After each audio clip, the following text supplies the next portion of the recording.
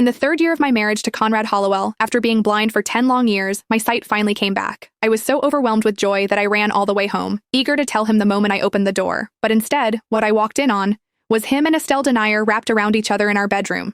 His usually cold, distant face was flushed, his body moving against hers, and his other woman, she looked soft, alluring, her voice filled with breathy moans. The scene made me freeze all over. My lips parted to speak, but their conversation stopped me.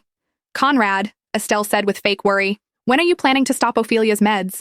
The doctor said that if this continues for another month, she might go permanently blind." Conrad pinched her waist, his tone emotionless. "Her going blind is perfect. That way she'll never find out about us. I've already taken almost everything from her family. Aside from making perfume for me, she's useless."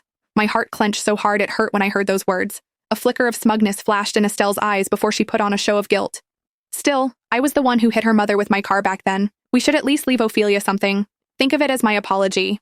And at that moment, everything finally made sense. The man I once pulled back from the brink had turned into the monster who destroyed me. He was like a colorless, tasteless poison, sweet in the beginning until it seeped into every part of me and swallowed me whole. He gave my perfume to another woman. He stole my achievements. He even took my sight. Realizing all of this felt like a blade slicing straight through me. I stared at the two of them, entangled, shameless, betraying me without a second thought. The fire burning in my eyes felt endless. Right then and there, I swore I would destroy the Hollowells group. I would use my perfume and every sin they committed to drag them down into hell, and I would do it for my mother so she could finally rest in peace. The day I finally got my sight back just happened to be our third wedding anniversary. I honestly thought God was sending me a gift. I was ready to bring the report home and surprise Conrad, maybe even celebrate a little. But not even 30 minutes later, a letter showed up. And on it, in clear braille, was the one thing I never expected to read, that Conrad had been cheating on me. The dates, the times, how often, every disgusting detail was spelled out perfectly. I didn't want to believe it. My heart was shaking so hard it hurt. But the times recorded, all of them were moments he really wasn't with me. My stomach dropped with that fact. My hands were trembling when I called him. He had never ignored my calls before, but this time he just didn't pick up. That's when the panic hit. I called him over and over, more than 10 times, and he didn't answer once. And then my phone suddenly popped up a notification from the weight tracker.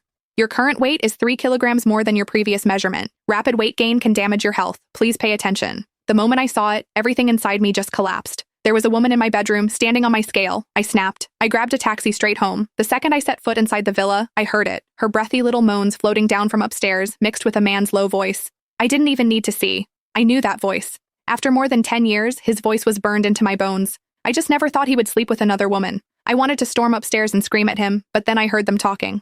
"Conrad, if I hadn't run over Ophelia's mother back then, you wouldn't have had to marry her just for a letter of forgiveness. And all these years, just to keep her clueless, you even messed with her eye medication. You've suffered so much because of me."